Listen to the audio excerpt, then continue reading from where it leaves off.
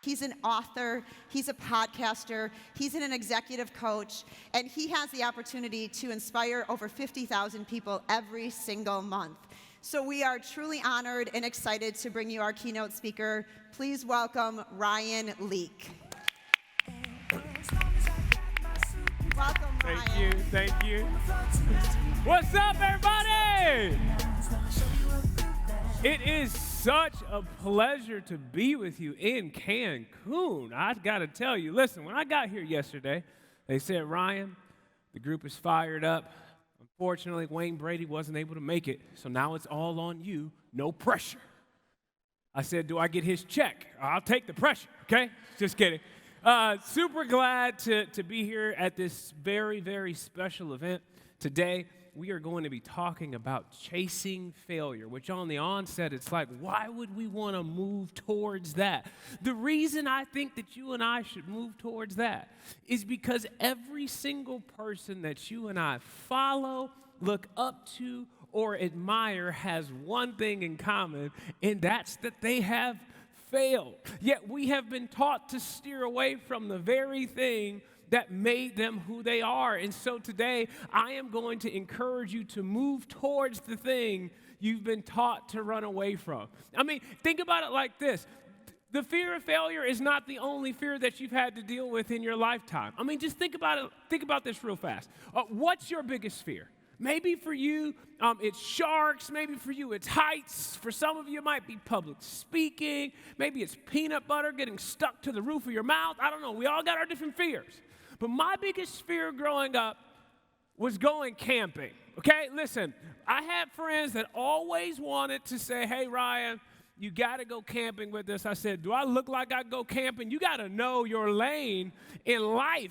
And I just thought, man, listen, black people weren't really taught how to camp. That wasn't like a protocol in our house. You know what I'm saying? It's like I'm great indoors, but outdoors, I just kind of lose my way a little bit. They said, Ryan, for real, why don't you really want to go camping? I said, listen, I'm going to give you 3 reasons. Number 1, lions. Number 2, tigers. Number 3, bears. They said, Ryan, you ain't got to worry about bears, bruh. If you see a bear, just play dead. I said, no, we're going to be dead, bruh. I am not going camping. Hey, here's the deal. Did you know that regardless of what your fear is, did you know we were only born with 2? We were born with the fear of loud noises and the fear of falling. That's it. Every other fear that you and I have was caught or taught. And the one that I think will stall your business the most is the fear of failure. It's the fear of putting yourself out there. Over the last few years, I travel for a living and you travel for a living. We've been through some things. And sometimes you can get so bogged down, so discouraged that you just don't feel like putting yourself out there again. Some of you might even be tempted to get into a whole new industry. But today, I want to highlight the fact that the journey that you and I have been on has so many different lessons. And I have experienced failure at a high level. I have studied it at a high level. I have written a book on failure. And today, I want to take you through 6 lessons from chasing failure. What I like to call today is failure school. I think failure has something to teach us that success never could. The first lesson that I believe we learn from chasing failure is that there is no version of our life that isn't risky. There's no version of your life that isn't risky. Some people think, oh, I'm going to take my ball and play it safe in the corner. But the corner is also risky. What you risk in the corner is irrelevance because you're not willing to try anything new. I believe that we can live too reckless, but we can also live too cautious. Both are risky. I talk to parents all the time that believe that their way of educating their kids is the way. You know what I'm going to do? I'm going to homeschool my kids. I'm like, you ever met a homeschool kid? What you risk is the kid being socially awkward. They go, I'm going to put them in a private school. You ever met a private school kid? You run the risk of them being entitled. I'm going to put them in public school. They're going to jail. It's all risky. Like we all think our way is the least risky, but it's all got some risks. What you're looking for is the plan in your business and the plan in your life that you actually get to enjoy. And let me tell you where the enjoyment is. It's in trying something new. It's in the adventure of taking a risk. Because what can happen in our business and what can happen in our life is you can worst case scenario plan your way out of enjoying it all together. So yeah, you got it all buttoned up, and yeah, it's all safe, but you find yourself going, I don't even know that I'm actually enjoying my life. I'm enduring it. I'm surviving it. But if you really want to begin to thrive, you are going to have to try something new. In my executive coaching practice, I try to encourage companies and leaders and entrepreneurs to keep trying new things. And here's what I tell them. I say, if we keep trying new things before we have to, it'll be a lot easier when we don't have a choice. Here's what would have been awesome, is if in, July 2019, we all got an Amber Alert that says, hey, you got about 9 months for your whole life and business to be disrupted. Prepare now. Like, that would have been great. But no, that's not what happened, was it? What we were told was, hey, it's just 2 weeks. It's a long 2 weeks, bruh. And what happened? What happened is we were forced to try new things. And so what I encourage people now is I go, hey, you never know what's around the corner. So we might as well get in the habit of taking some risks right here, right now. I'm naturally a risk taker. That's just who I am. One of the biggest risks I ever took was when I asked my girlfriend to marry me. This is a picture of my wife. Her name's Amanda. When people see a picture of my wife, the first thing that they say is, how in the world did he get her? Let me explain. When my wife and I were dating, I overheard her tell a friend that she thought it would be cool to get engaged and married on the same day. I had absolutely no idea what that meant, so I guessed. Over the course of 2 years, I began planning our wedding behind her back. Here's how that works. June 7th, 2013, I get down on one knee. I say, Amanda, will you marry me? She says, yes. I said, just kidding. Will you marry me today? Open up a lounge room door, and about 85 of our family and friends were standing in there with the sign that says, today!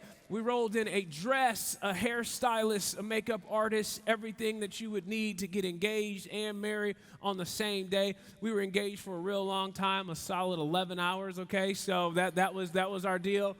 Filmed the whole thing, had a buddy come, and we put it on YouTube. It went viral. It's got about 1.5 million views. And here's what happens.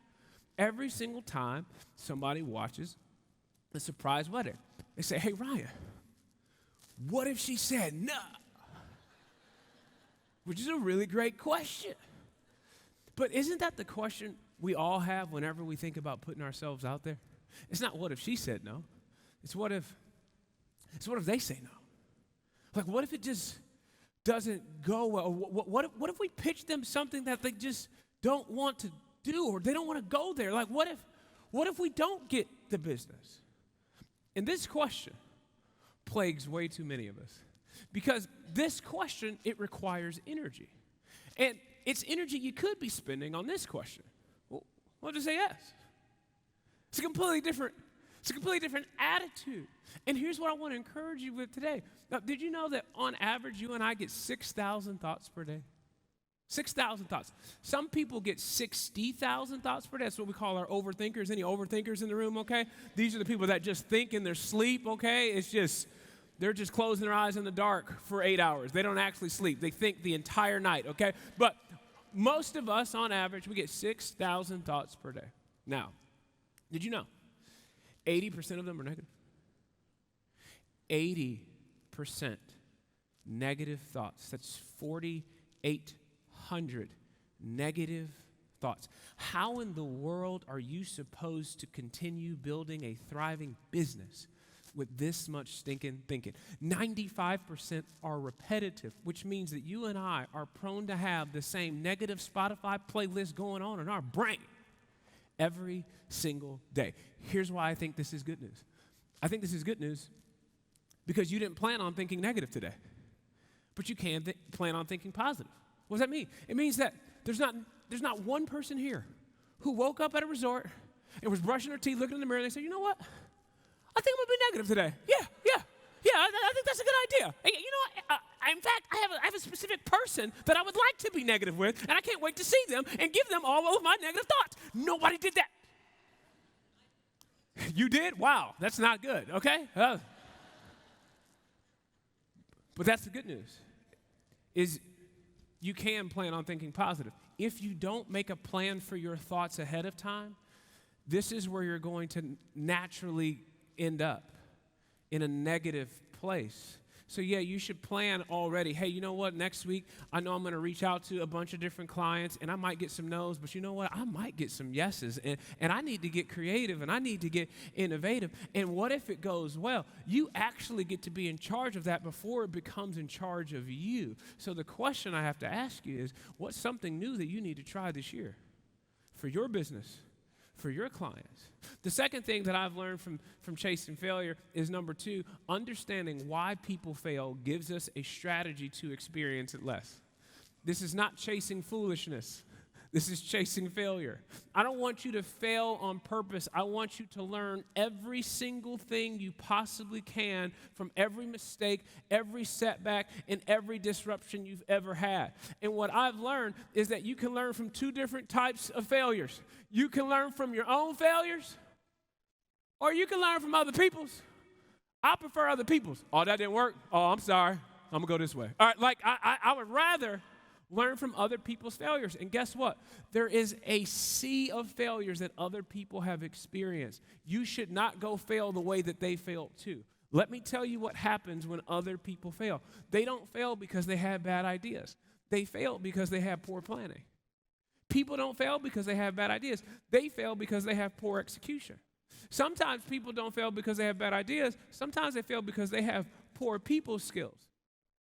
Sometimes it's not that they don't like the trip that you came up with for them. Sometimes they don't like you. And that's a hard pill to swallow, but isn't it amazing the different types of people that we do business with? We do business with people that we go, there's something about them that is genuine. There's something about them that is kind. There's something about them that they're not self-centered. They don't have an agenda. There's something about it. What is that? It's people skills. People don't fail because they're bad people. Sometimes they fail because they have poor habits. There's a lot of talk in our country, in America, about being in the top 1%. Here's what I like to tell you. 1%er goals require 1%er habits. Like if you've got some 1%er goals in your business and you want to have a year like never before, then you're going to have habits like you've never had before. Because I got a lot of friends that got 1%er goals with 99 percentile work habits. I got friends that want to be millionaires that also want to sleep in. Hey, buddy, I'm just saying, those typically don't go hand in hand. Just most of the time. There's some exceptions to the rule. I don't think that you are. What I know to be true about extraordinary people is that extraordinary people do consistently what ordinary people do occasionally. Think about that. Extraordinary people do consistently what ordinary people do occasionally. When do most of us work out? Occasionally. We're going to go to Cancun, turn up a little bit, all right, but we're going to get our act together when? Next week, right? For sure. But do you think about the person who is the most fit in the room? What'd they do? They woke up this morning at the resort and they're pumping out. You're like, hey, man, you need to chill out, man. It's 8 o'clock. Why are you already like, we got stuff to do today. Why are you trying to embarrass the rest of us? They're just consistent. When do people make you feel special? Christmas, Thanksgiving, anniversary, birthday. In the event that it's none of the above for you today, go make somebody feel special. You want to know what that would be? Extraordinary. When do your clients hear from you? When they're planning something. Well, what if they heard from you on a different time? What would that be? It would be extraordinary. The other thing that I've understood about extraordinary people who've gotten past their failures is they are absolutely meticulous about their calendar. They're absolutely meticulous about their schedule. And so when I talk to audiences and leaders and entrepreneurs and business owners about taking their business to the next level, I give them lots of lofty ideas, and then this is what typically they say back. Ryan, that's really great stuff. I just ain't got time. Dude, I'm busy, man. I just got a lot on my plate. I just don't have any time to really implement a lot of that. And I get it, because I'm a busy guy too. You want to know who else is busy? My family's busy. My son, I looked at his summer basketball schedule, and I said, who's taking you to all this stuff? You need to Uber to practice, buddy. How you going to get there? Like, how do we have the similar schedules? You got all this stuff to be at. I'm busy, you're busy, and my son's busy. But here's what I've discovered about you, my son, and me. Well, we make time for the things we value the most. Isn't that true? I mean, some of the busiest people I know got time for golf. Some of the busiest people I know in the world got time for HGTV. Some of the busiest people I know in the world got time for fantasy football, but they ain't got time to build their business. Like during the pandemic, I was talking to people like, man, now's the time. Like, let's do this. Like, man, I ain't got time. Well, you want to know what they did have time for? Breaking Bad. Do you know how long all seasons of Breaking Bad is? Let me do the math for you. 3,720 minutes, 62 hours. Now, some of you are like, I ain't a Breaking Bad person. Did you know that The Office is 4,376 minutes? 73 hours. Some of y'all watched it twice in a pandemic, and you're going to try and tell me you ain't got time. You sure you got 146 hours by my math? Here's the deal. I'm not knocking sports or streaming or extracurricular activities. What I know to be true about you and me is if we really want to do it, we'll do it. I don't think we have a schedule problem. I think we have a values problem. And all I want to encourage you to do today is this: value your goals enough to put their development on your schedule. The third thing that is vitally important to understand about chasing failure is number 3. Failure is an event, not an outfit. Don't wear it. Failure is an event, not an outfit. Get it out your wardrobe. A pandemic happened. It's not who you are. An industry was disrupted. It is not now a part of your identity. Because sometimes the biggest mistake that can happen is we take failures personally. We take those emails, that disgruntled client, we take it all personally. And what it does is it makes us want to take our ball and go into the corner and say, I am done. Don't be. It was just an event. And if you let it, it can actually make you more resilient than you've ever been before in your life. Because here's what I've discovered about failure is from a psychological standpoint, beneath the fear of failure is actually the fear of shame and embarrassment. Like there is a group of people or a person in your life that you don't want to fail in front of. For some of us, it's a parent. And we just want to be successful for them. For some of us, we want to be successful to people we went to middle school with, and we secretly hope they're watching our life on Facebook and that they're jealous. Are they watching? I don't know. For some of us, it's somebody across this room. That when we come to events like this, we want to impress them. And if business isn't as good as we would like it to be, will we have a story to tell later on? But at some point, I think we have to back up and go, what is this really about? Who am I actually becoming in the process of actually growing a business? Whenever we find ourselves trying to wrestle with our identity with failure, typically what happens is we look to our right and we look to our left and we begin to compare somebody else's business to ours. And when we do that, we come to the conclusion that they are an overnight success. It's like they didn't even go through a pandemic. Everything's great. That's awesome. We see none of their downsides.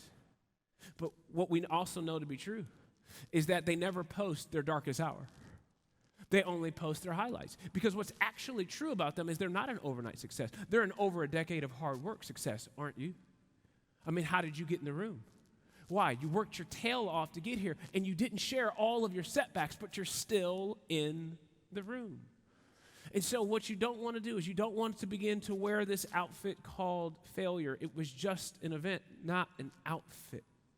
One of my favorite quotes come from a movie that me and my son just saw, Buzz Lightyear. And he has this line in the movie, and it's just great. It says, one day you're going to come up against something you don't think you can do, and then you're going to do it.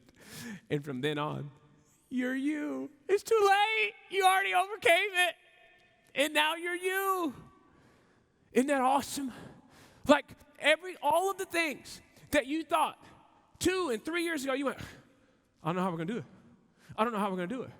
I don't know how we're going to do it. You've been saying that for a long time. I don't know how we're going to do it. We can do this for 2 weeks. What? It's 2 more weeks? Wait, what do you mean? It's 3 more weeks? Wait a minute, it's 4 more weeks? Wait, I don't know how we're going to do it. I don't know how we're going to do it. And then one day you look back and you go, looks like we did it.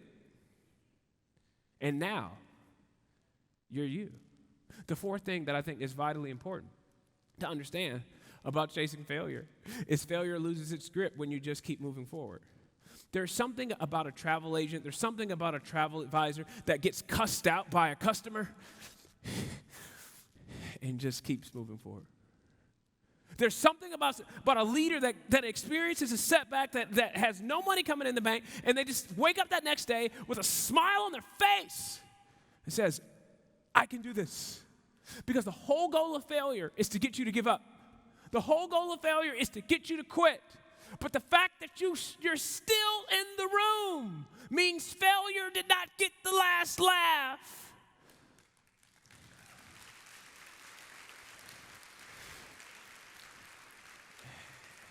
And on your worst day and on your worst email, even when business isn't going well, make a decision that says you can take my business, but you can't take my joy. I am going to continue to move forward. I want somebody to get their love for travel back today. I want somebody to get their love for the industry back today, to get their fun back today. If there is something you've been thinking about trying, if there's something you've been thinking about innovating with your business, I got to give you this phrase we use in our coaching practice a lot. Don't wait for Monday. Don't wait for Monday. Why? Because Monday is Motivational Monday. When we're going to be really awesome? We're going to be awesome when? First thing Monday morning. Ooh, we're going to get it together. When you going to start eating healthy? First thing Monday morning. Ooh, give me that green drink. Yeah, quinoa, let's roll. Yoga time. First thing Monday morning. You ain't doing nothing on Monday. Listen, it's Saturday. Today is the best day to start something new. Let's go. Don't wait. Listen. If you wait for ideal times and ideal circumstances to start something new or to start change, guess what? You'll never do it because ideal isn't coming. I know we all missed the glory days BC before COVID, but guess what? It ain't coming back. What you have is right here, right now. So give your best to today because it's the only day you've been given. One of my favorite quotes is from Glennon Doyle. She says, if you can't beat the fear, just do it scared.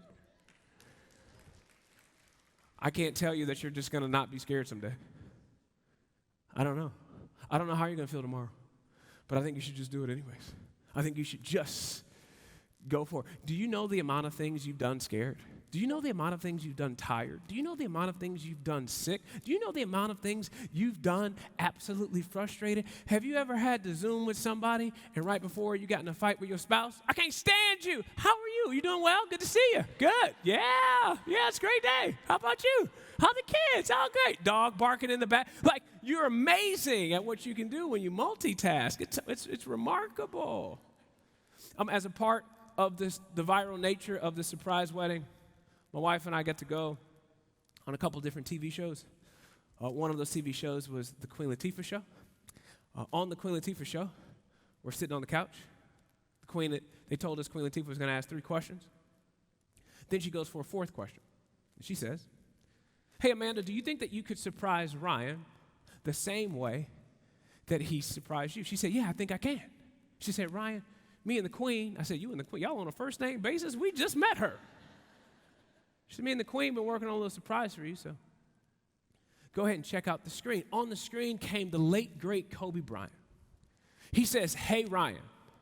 When he said, hey, Ryan, I peed on Queen Latifah's couch. I said, how does this man know my name?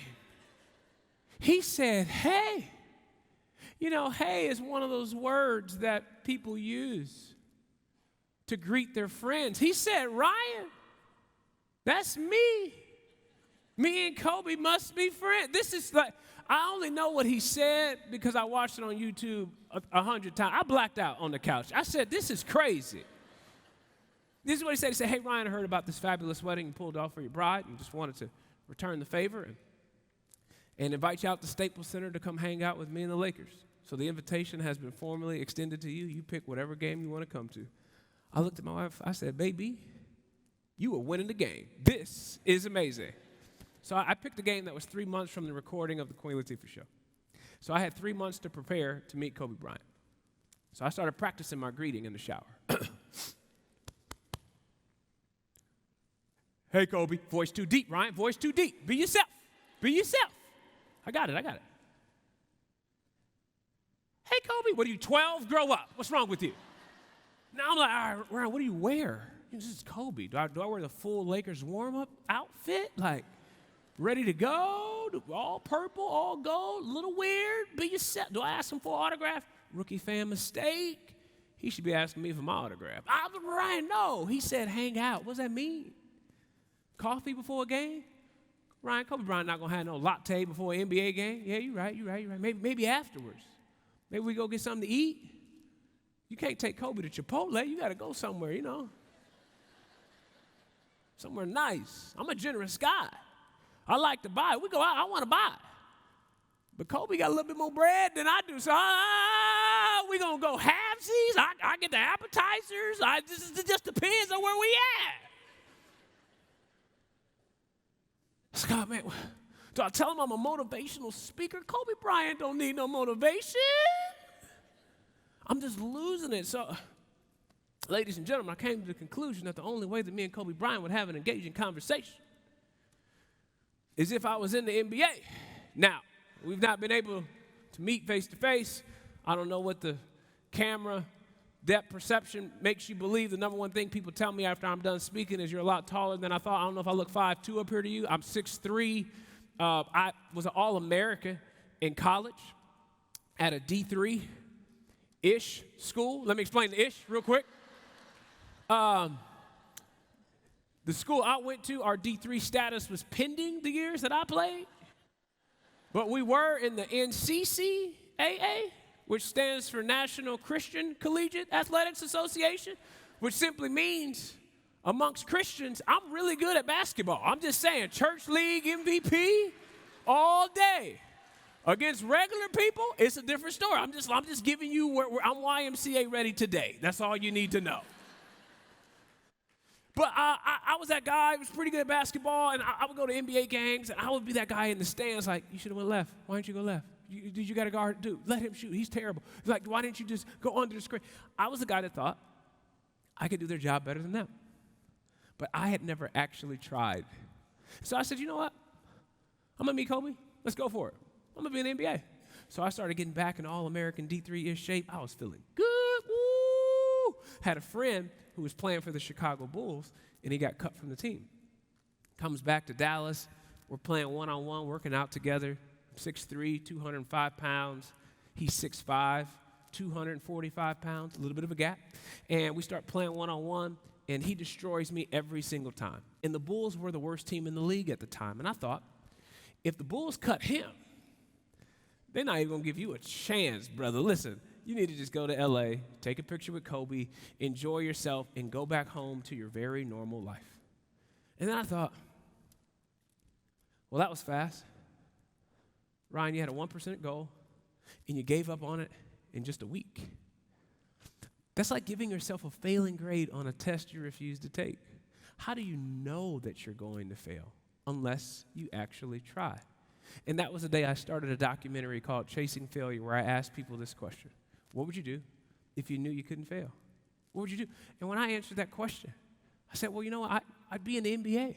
So when I met Kobe Bryant, I said, hey, Mr. Bryant, my name's Ryan. I'm a filmmaker, and my next film it's called Chasing Failure. I'm going to ask a lot of people, what would you do if you knew you couldn't fail? And for me, well, I'd be in the NBA.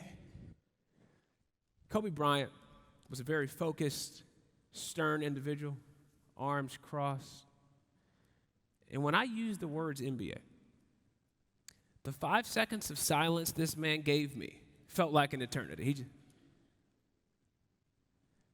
And then he says, yeah, do it. I said, did you just give me the Nike slogan, bro? Just do it. Like, don't. And I'm thinking, Kobe, wrong answer. You're supposed to tell me how hard it is. You were supposed to tell me about 4 a.m. workouts. You were supposed to tell me about how political it is. You were supposed to give me all of the excuses as to why I shouldn't keep going. But now, he just stuck with the Nike slogan. And then all of a sudden, some Make-A-Wish kids started coming into the room, and I thought, am I a Make-A-Wish child? That's fine. And I was like, man, let them have their time with Kobe. So I just kind of like stood in the corner and just kind of like watched. And I was like, man, Ryan, let's just get out of here. Just kind of waving, just walking off. And he goes, hey, Ryan. I said, yes, Mr. Bryant. He said, make sure you send me that documentary. I said, is this where we exchange phone numbers or you want my people to call your people? I ain't got no people. I can get some people, though. I can find people. That's easy. I got it. We'll figure it out. We'll figure it out. So now, the Kobe Bryant's checking his phone every day, waiting for me to send him this documentary. I had to actually figure out how to get an NBA workout. For those of you that don't understand how the NBA works, they're not really giving workouts to motivational speakers trying to boost the morale of the team. It's not a thing. It's not a church league. It is the National Basketball Association, the top 450 basketball players in the world. Therefore, I had to figure some things out. In the process of staying in shape, I tore my IT band. I could barely walk, let alone run. And I thought, Ryan, you met Kobe. Bruh, you got a kid on the way. You got stuff to do. Like, you might want to call it a day.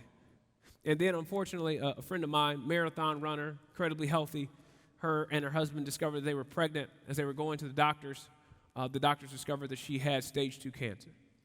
And they said, Liz, we need you to abort the baby right away so that we can save your life. If you go full term, you will be stage 4 and you will die. I'll never forget going to my friends Chris and Liz's house as they literally had to make the toughest decision of their life.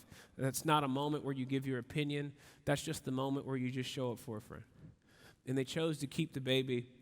And indeed, she was stage 4 cancer once they had that baby. And she passed 3 months later. I remember going to her memorial service thinking that it was going to be a very sad occasion. But it was the exact opposite. It was one of the funnest events I've ever been to because everybody had so many wonderful stories to share about my friend Liz. She was a carpe diem type of person. She was that kind of friend that would help you move. You know, like you don't like moving your own stuff. You pay people to help you move. You know what I'm saying? Liz was that person, like loved packing boxes. She didn't just show up to every birthday party. She was the party planner. She was the one decorating. She stayed late to make sure that all the, because most people come and eat the cake and then leave you with a mess, not Liz. No, everyone had all these wonderful stories. And at one point, her husband, he gets up with the courage in his heart, and he gets to the podium, and he opens up a Bible verse, 1 Corinthians 13, and he says, love is patient, love is kind, love is not self-seeking. And then he says, couldn't we substitute the word love for the word Liz? And he said, Liz is patient, Liz is kind, Liz is not self-seeking. And we all just thought, what a perfect way to describe our friend Liz. And we're walking out of that memorial service. And another friend of mine, Emily, bawling her eyes out. Emily, calm down. I get it. I miss Liz too. You got to breathe. You're scaring me. You need to breathe. She goes, no, it's not that. It's not that. Emily, what's going on? Talk to me. She goes, it's just when I die, I want somebody to be able to open up an awesome book and substitute my name for something awesome. I said, well, then you're going to have to start being kind because you're the meanest friend we got. I'm not making up nothing about you when you're gone.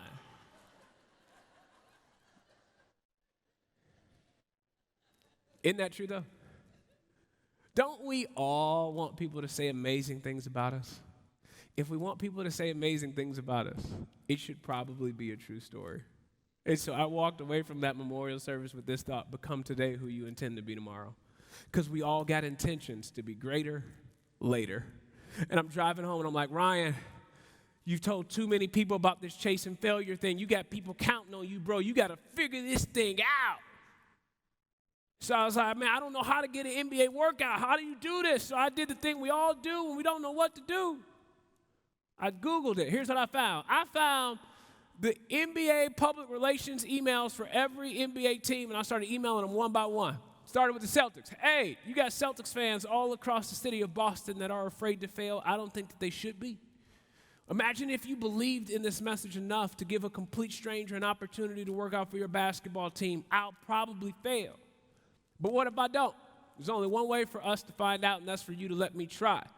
I'm 6'3", 205 pounds, looking for failure. Sincerely, Ryan Leak. I hit send, closed my laptop, pretended like it didn't happen. It felt a little illegal, but I didn't put my email on the internet. They did. That's their problem. So I'm sitting at lunch with my buddy. He's like, what'd you do today? Nothing. Regular Tuesday. How are you? All of a sudden, I feel a buzzing in my pocket. It's the Boston Celtics. I say, hey, Ryan, this is a great story. It's just not for us. Really? Ryan, this idea is so bad, they won't even let you fail at it. Think about that for a second, okay? They won't even let you fail. Like, this is a terrible idea. It's embarrassing. Get yourself together. What's wrong with you? But then I thought, did the Boston Celtics just email me back? Like, this is amazing. I'm going to do a documentary about being told no by all 30 NBA teams, and it's going to be awesome. And we're going to figure out what we can learn from the word no. And here's what I learned chasing failure. You're only failing if you're failing to learn. They weren't giving me a rejection. You know what they were giving me? NBA executive language. And then I started changing my pitch for each team. And I'm like, oh, this is awesome. I'm getting no after no after no after no. But I'm learning every single time. Sometimes you got to take notes on what's not working if you're going to grow your business. And here's what's interesting. 5th email goes out to the Phoenix Suns on a Friday, and they call me back, and they say, hey, Ryan, we love this idea. Come on Monday. I said, what'd you say? Like this Monday? They said, yeah, bring your camera crew. I said, yeah, for sure. Yeah, we'll be there. Yeah, me and my camera crew will be there on Monday. All right, we'll see you on Monday. I ain't had no camera crew. I had a homie from the church named Chuck. I said, hey, man, let me holler at you for a second. I know we ain't talked in a little bit. Listen, we got to get on a plane right now. He's like, for what? I said, stop asking questions. We got to go. It's going to be fun. Trust me. He said, Ryan, for real, man, if I'm going to take off work, I need to know what we doing. I said, man, I'm trying out for the Phoenix Suns. He said, Ryan, for real, man, what we really doing? I said, I'm telling you the truth. He goes, you think the Phoenix Suns is going to let you run up in here, run around, let me film the whole thing? That's what Julie said on the phone. I don't know. We got to go find out if she's a liar. I don't know. We get to DFW Airport. Phoenix had their largest storm in Phoenix history. Every flight to Phoenix is canceled except Chuck's. We're on different flights. So I'm in a very long line because I didn't have a travel agent at the time. So I'm in this very long line. I could have used you 6 years ago. Thank you. So I'm in this line, and everybody's giving their spiel on why they got to be in Phoenix, right? So I'm preparing my speech. I'm like, I'm getting on this plane. I get up there. Hey, ma'am, how you doing? What? Okay, it's one of those days. All right, cool. Ma'am, I'm not any better than anybody here. However, I got to be in Phoenix in the morning. Why do you got to be in Phoenix in the morning? Ma'am, I'm not trying to make a big deal about this, but I'm trying out for the Phoenix Suns in the morning. This is what she said. You play for the Phoenix Suns? Ma'am, I can't control your ears and my mouth at the same time. I can only be responsible for what I said. I know what I said. You heard what you heard. You got to do what you got to do. I don't know how. Somebody probably still in Dallas trying to get to Phoenix, but she put me on that plane, okay? Now, here's what you get to do. You get to go to ryanleak.com. You get to watch 2 documentaries. You can watch The Surprise Wedding. It's about 31 minutes. And then you can watch a second documentary called Chasing Failure. It's about 15 minutes long. It encapsulates a 2-day workout that I got with the Phoenix Suns. Spoiler alert, I failed, which is why I'm here today, okay? In case you're wondering, how'd he do, okay? There's not much in life that can prepare you for the ramp from the YMCA to an NBA practice court in a weekend, okay? If you were there, I fit in, but that's the problem. NBA players stand out. They're outstanding. It looked the same because I was sprinting for my life and they were jogging. Looked the same, not the same, okay? Just in case you're wondering. At one point, they put you through like lots of drills, and they have an NBA standard. You're going to take 20 shots. If you're a guard, you have to make 18. I was making about 16. Told you. All-American, D3-ish. Okay, so I was falling short. I was failing.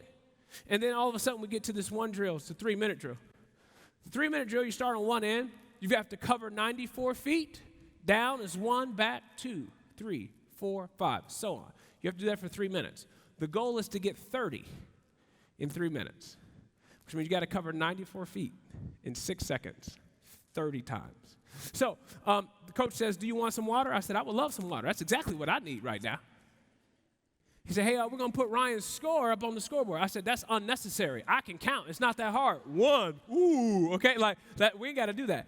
And all of a sudden, the whole Phoenix Suns team stops their drills to watch me run. I said, everybody get back to work. There's nothing to see. 3, 2, 1, boom! I took off running like the wind. I was flying. Markeith Morris was on the team at the time. He says, woo, started out way too fast, brother, way too fast. And I'm like, really? That's what we're doing right now? 90-second mark. I got 13. At that 90-second mark, though, I hit every kind of wall you can think of.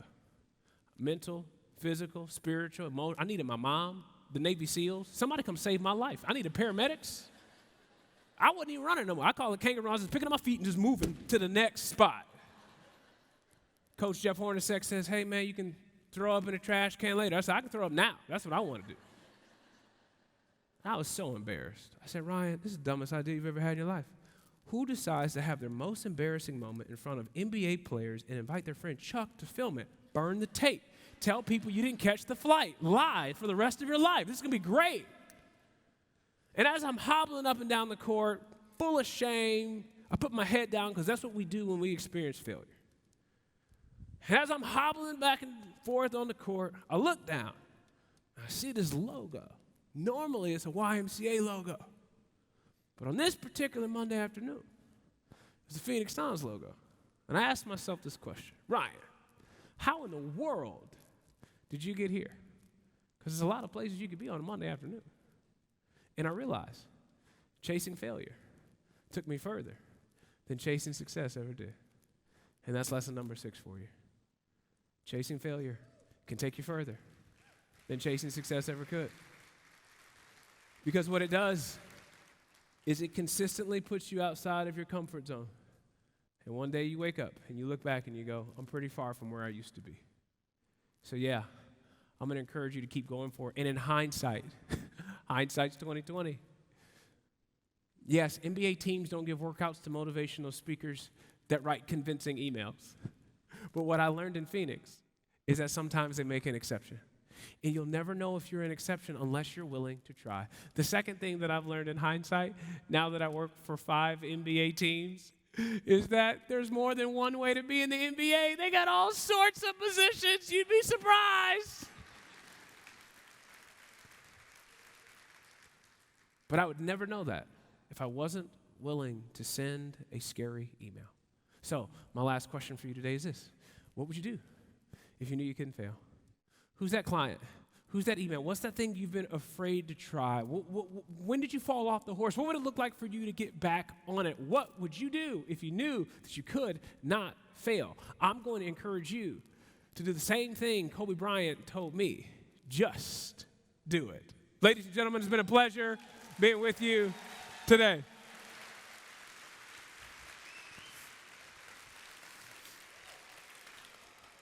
I've got a gift for you as well.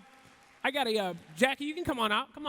I've got a book coming out in December, and I would love to give you a free chapter of it. You can scan this QR code, and it will actually send you a bunch of links. I also got an encouraging text that I send out to people every single week just to keep people inspired and motivated.